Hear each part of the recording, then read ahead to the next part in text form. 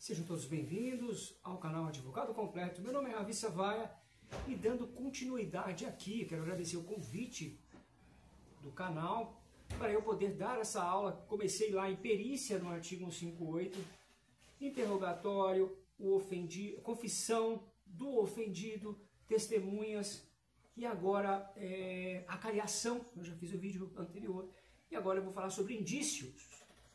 Indícios é um artigo, é o 239 do CPP.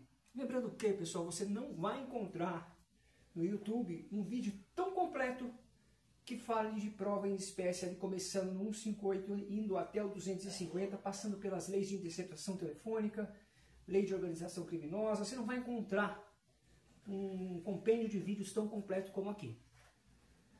Então vamos lá para indícios. Pessoal, nem sempre o juiz tem uma prova direta, como uma filmagem, uma confissão ou uma testemunha que viu o crime. Na maior parte dos casos, ele precisa reconstituir o fato a partir de circunstâncias, a partir de pistas que foram comprovadas ali no processo. Circunstâncias e pistas que foram comprovadas ali no processo.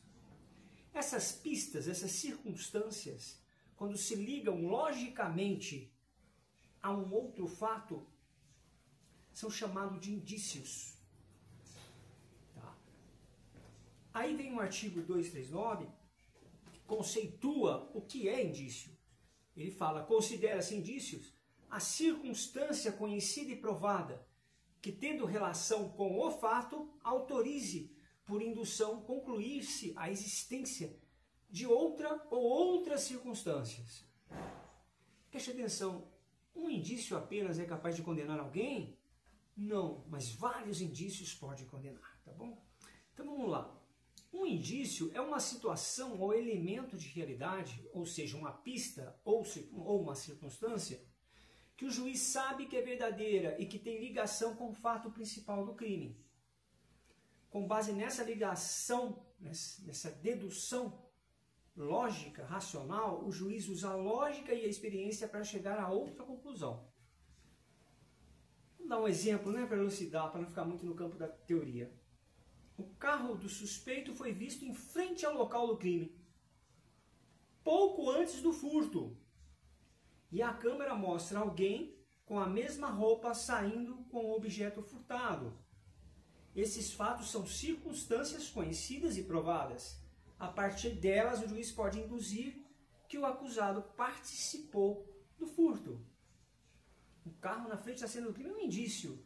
São circunstâncias que provadas e a partir delas o juiz pode induzir que o acusado participou do furto. Qual que é o conceito de circunstância, que eu estou repetindo muito aqui, sua relação com o indício?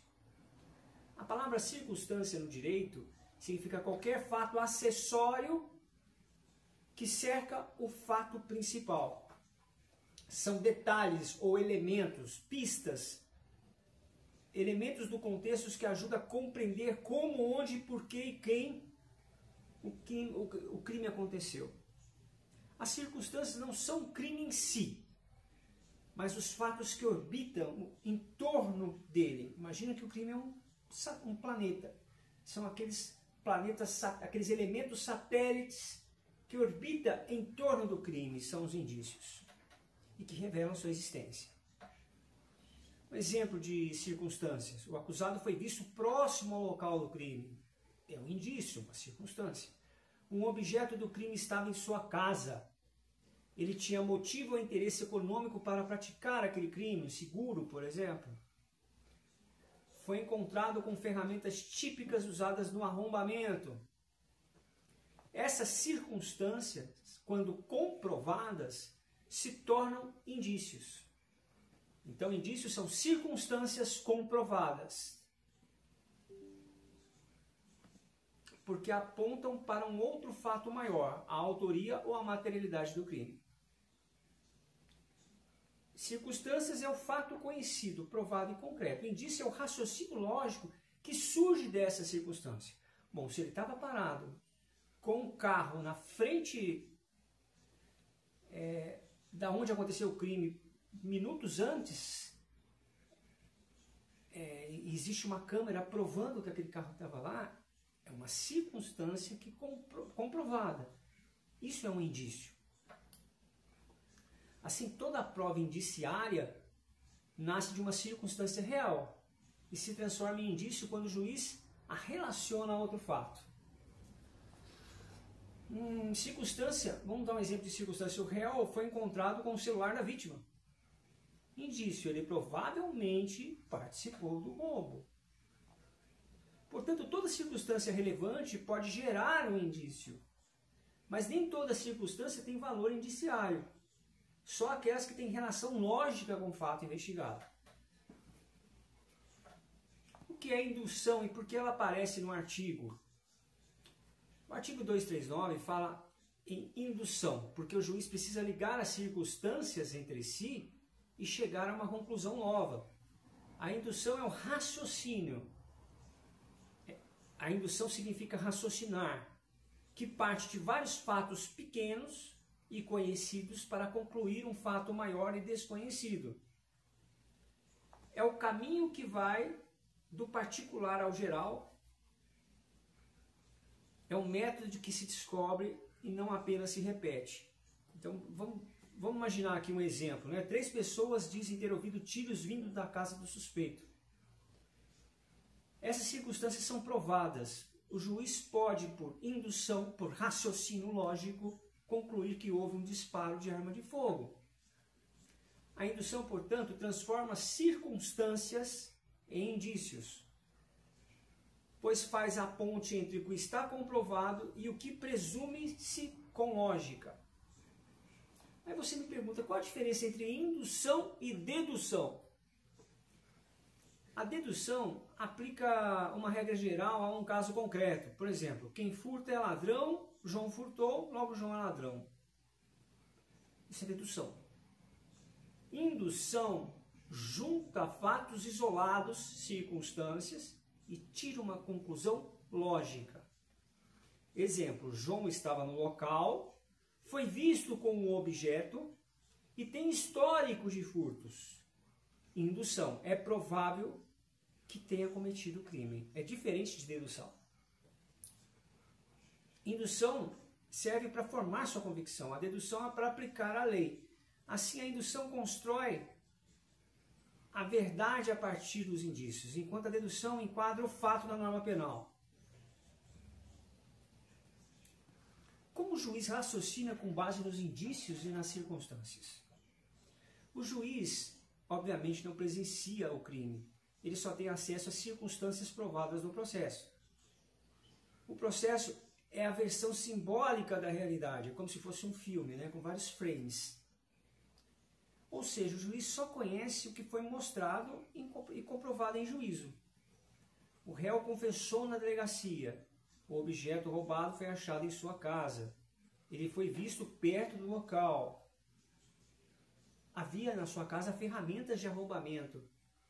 Percebe que são uma série de circunstâncias comprovadas que se tornam indícios que ele é o autor. Vários indícios podem o condenar. Percebe que cada item desse que eu falei é uma circunstância. O conjunto delas, analisando logicamente, forma um quadro indiciário. O que é um quadro indiciário? Um quadro de vários indícios, várias circunstâncias comprovadas que formam um indício, que permite concluir que ele é o autor do furto. Porque o réu confessou na delegacia. Porque só a confissão não basta, tem que ter outros elementos probatórios. Né? O réu confessou. Perfeito. O objeto roubado foi achado em sua casa, segundo indício. Terceiro indício, ele foi visto perto do local no dia do crime, flagrado por uma câmera que estava na padaria. Terceiro indício. Havia uma ferramenta de arrombamento exatamente igual à que foi usada no crime. Aqui a gente tem um quadro indiciário com várias circunstâncias. Cada item é uma circunstância. Várias circunstâncias comprovadas condena a pessoa. O juiz, então, aplica o artigo 155, furto, etc. Subtrair coisa alheia móvel é crime de furto. Esse é o momento da dedução, da aplicação do tipo penal, que transforma indício em sentença. Isso é dedução. A indução é a lógica matemática até dos indícios que houve, quantitativo, que forma esse quadro indiciário que a gente chama de indício. Qual o valor dos indícios como prova? Os indícios têm o mesmo valor de uma prova direta, desde que sejam múltiplos, vários e não apenas um, coerentes, não se contradizem, convergentes, apontam para a mesma conclusão. Múltiplos, coerentes e convergentes. Um exemplo. O relógio roubado foi encontrado com o acusado. A testemunha viu o réu fugindo com uma sacola. Indícios múltiplos. A polícia achou ferramentas em sua casa. Convergentes, está convergindo para a ideia que foi ele. Há uma coerência lógica das circunstâncias, apontando para a materialidade do crime. Então, múltiplos, coerentes e convergentes. Essas três circunstâncias, analisadas juntas, formam indícios convergentes e permite a condenação. Tribunais brasileiros, o STF, o STJ, admite condenação baseada em indícios, desde que o juiz, o magistrado, fundamente bem o seu raciocínio. É comum em casos de tráfico, corrupção e lavagem de dinheiro, onde não há filmagens e nem testemunhas. A diferença entre indício e presunção. Indício é uma circunstância real comprovada, usada para chegar a outro fato. Presunção é apenas uma hipótese mental, sem base concreta nenhuma. Exemplo, o réu parece nervoso, deve ser culpado, isso é presunção. O réu foi encontrado com um bem furtado, é indício, é uma circunstância provada, é indício, porque baseia-se no fato real. Presunção legal é diferente, é quando a lei manda considerar algo verdadeiro, como presunção de violência no crime sexual contra menor de 14 anos.